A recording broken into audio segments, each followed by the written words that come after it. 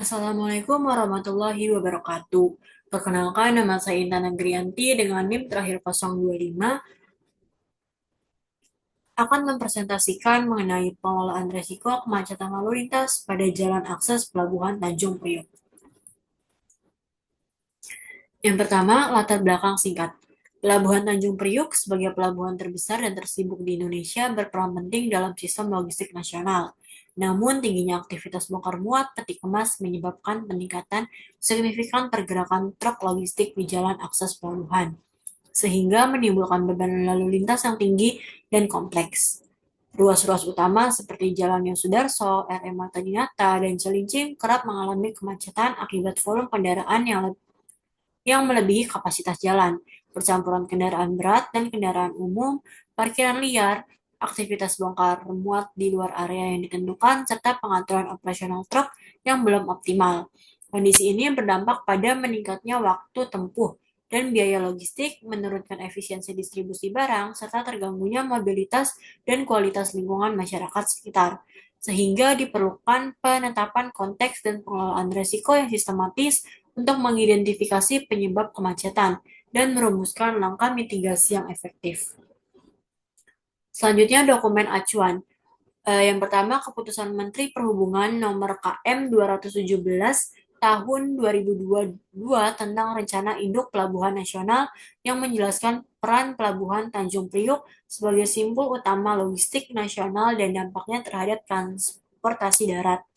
Yang kedua, Peraturan Menteri Perhubungan Republik Indonesia Nomor PM 96 Tahun 2015 tentang Pedoman Manajemen dan Rekayasa Lalu Lintas yang menjadi acuan peraturan arus lalu lintas, rekayasa jalan, dan pengendalian kemacetan di kawasan strategis.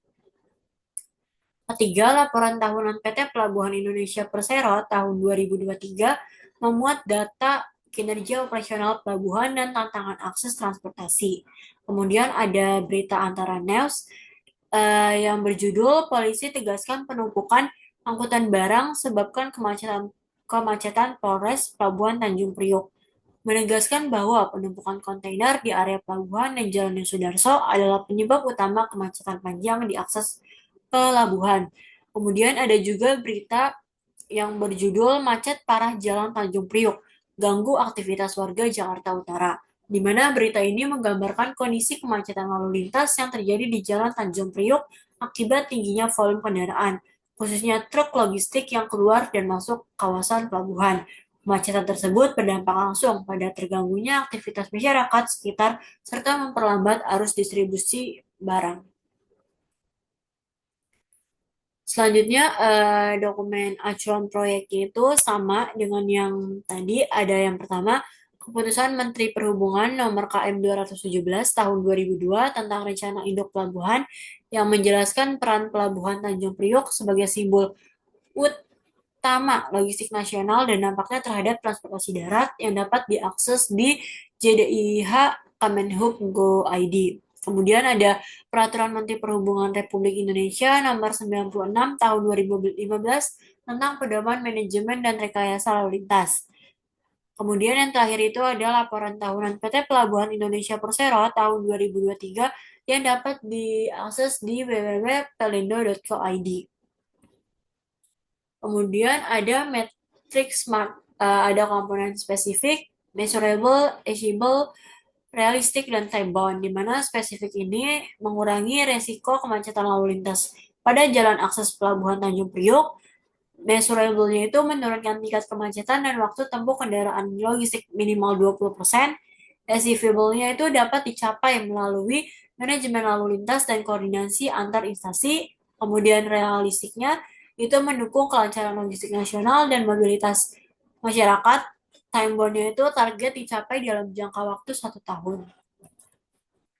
Untuk rumusan sasaran final, yaitu mengurangi rasiko kemacetan lalu lintas di jalan akses pelabuhan Tanjung Priok sebesar 20% dalam waktu 1 tahun melalui penetapan dan pengelolaan konteks risiko yang terstruktur.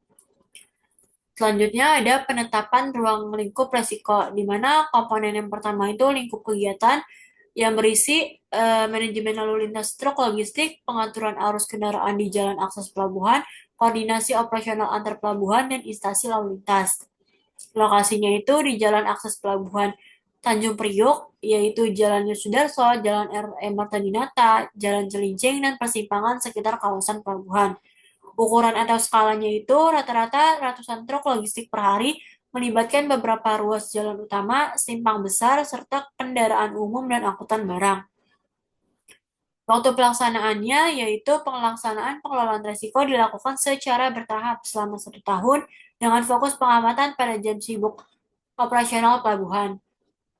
Untuk cakupan area risikonya itu arus lalu lintas truk logistik, kapasitas jalan, interaksi dengan kendaraan umum, kepatuhan pengemudi, koordinasi antar instansi, dan dampaknya terhadap masyarakat sekitar.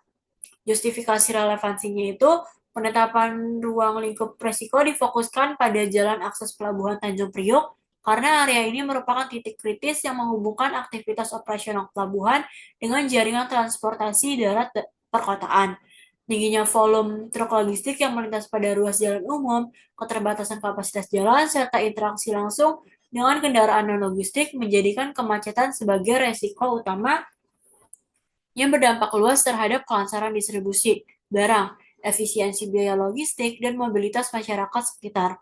Oleh karena itu, ruang lingkup risiko yang mencakup manajemen lalu lintas, kepatuhan pengguna jalan, dan koordinasi antar instansi relevan untuk menggambarkan kompleksitas permasalahan serta menjadi dasar penyusunan langkah pengelolaan risiko yang efektif dan terintegrasi.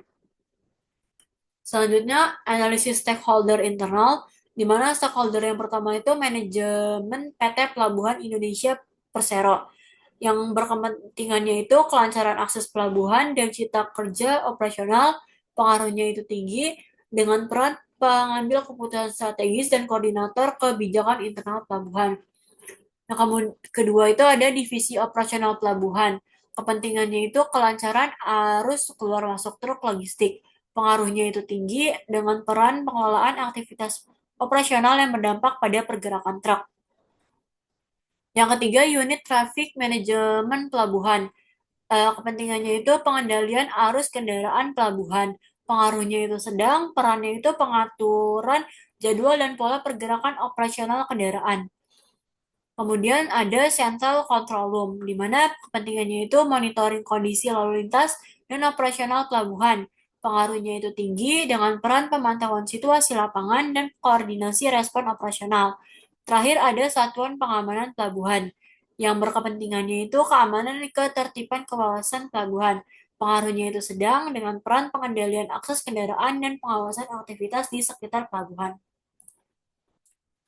Selanjutnya ada analisis stakeholder eksternal. Yang pertama itu perusahaan angkutan truk atau logistik.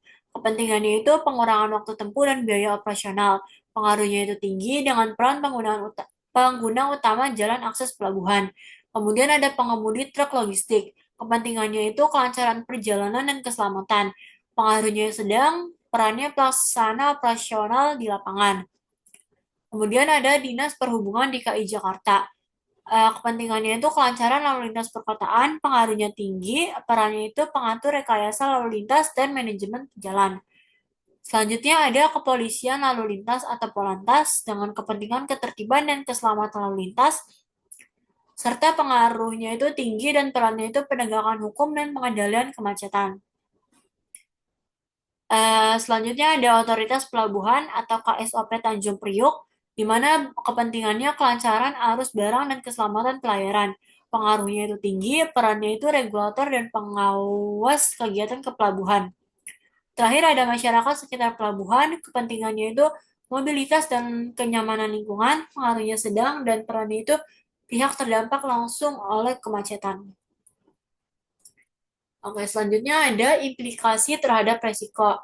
Yang pertama itu, bila koordinasi antara pelabuhan dan instansi lalu lintas tidak optimal, maka kemacetan di jalan akses akan terus berulang. Kedua, bila perusahaan angkutan tidak mengatur waktu operasional truk, maka penumpukan kendaraan pada jam sibuk meningkat. Ketiga, bila pengawasan lalu lintas lemah, maka parkir liar dan pelanggaran lalu lintas semakin memperparah kemacetan. Keempat, bila kapasitas jalan tidak disesuaikan dengan pertumbuhan arus logistik, maka resiko kemacetan bersifat kronis dan meluas.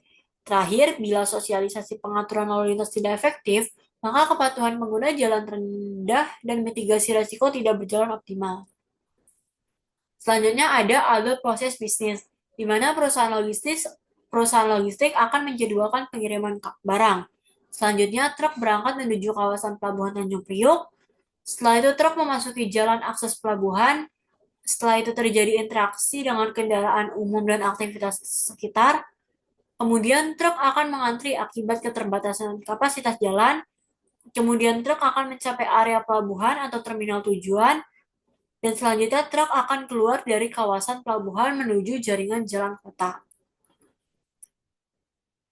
Selanjutnya ada proses signifikan untuk dikaji resikonya. Pertama itu pengaturan waktu keberangkatan truk oleh perusahaan angkutan. Selanjutnya kepadatan arus kendaraan pada jam sibuk operasional pelabuhan. Ketiga, interaksi truk logistik dengan kendaraan non-logistik di jalan umum. Keempat, ketersediaan kapasitas dan kondisi fisik jalan akses pelabuhan. Selanjutnya, pengawasan lalu lintas dan penegakan aturan di sekitar pelabuhan. Dan terakhir ada koordinasi operasional antara pelabuhan, dishub, dan kepolisian. Selanjutnya ada hubungan ruang lingkup dengan proses bisnis, di mana proses gerakan truk logistik pada jalan akses pelabuhan Tanjung Priok merupakan titik paling kritis dalam rantai distribusi karena seluruh aktivitas bongkar muat pelabuhan bergantung pada kelancaran akses darat. Gangguan pada tahap ini seperti kepadatan kendaraan pada jam sibuk atau lemahnya pengaturan lalu lintas secara langsung dapat menyebabkan kemacetan berkepanjangan, keterlambatan distribusi barang, serta meningkatkan biaya logistik. Oleh karena itu, resiko pada proses pergerakan truk di jalan akses memiliki tingkat signifikan yang tinggi dan perlu menjadi fokus utama dalam pengelolaan resiko. Selanjutnya ada penetapan kriteria kemungkinan, di mana level 1 itu didefinisikan sebagai hampir tidak pernah kemacetan ringan terjadi di bawah 1 kali dalam 5 tahun. Level kedua itu jarang kepadatan lalu lintas ringan ringan terjadi 1 kali dalam 1 sampai 2 tahun. Level 3 mungkin kemacetan sedang terjadi sekitar 1 kali dalam setahun. Level 4 sering, di mana kemacetan lalu lintas terjadi secara bulanan, terutama saat jam sibuk pelabuhan. Level 5 sangat sering. Kemacetan panjang terjadi hampir setiap hari pada jam sibuk operasional pelabuhan. Kriteria dampak, di mana level 1 itu dampaknya keterlambatan perjalanan, kurang di bawah 15 menit, dampaknya minor terhadap distribusi. Level 2, waktu tempuh bertambah 30-60 menit, produktivitas truk menurun. Level 3, kemacetan berlangsung 2-4 jam, yang mengganggu jadwal distribusi dan operasional pelabuhan. Level 4, kemacetan parah 6-12 jam. Dampaknya itu distribusi barang tertunda signifikan dan aktivitas masyarakat terganggu. Level 5, kemacetan yang ekstrim, lebih dari 12 jam. Arus logistik terganggu serius, biaya logistik meningkat, dan beresiko menimbulkan gangguan rantai pasok nasional.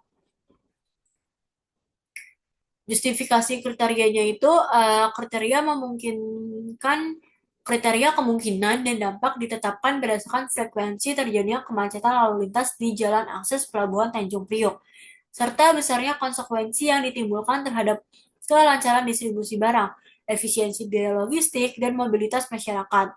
Dampak resiko diukur dari lamanya keterlambatan perjalanan, tingkat gangguan terhadap arus logistik pelabuhan, serta potensi meluasnya kemacetan ke jaringan jalan perkotaan di sekitarnya. Penetapan kriteria ini memberikan dasar yang objektif dan terukur untuk menilai tingkat resiko kemacetan dan menentukan prioritas pengelolaan resiko. Sekian presentasi yang dapat saya sampaikan. Kurang lebihnya mohon maaf. Wassalamualaikum warahmatullahi wabarakatuh.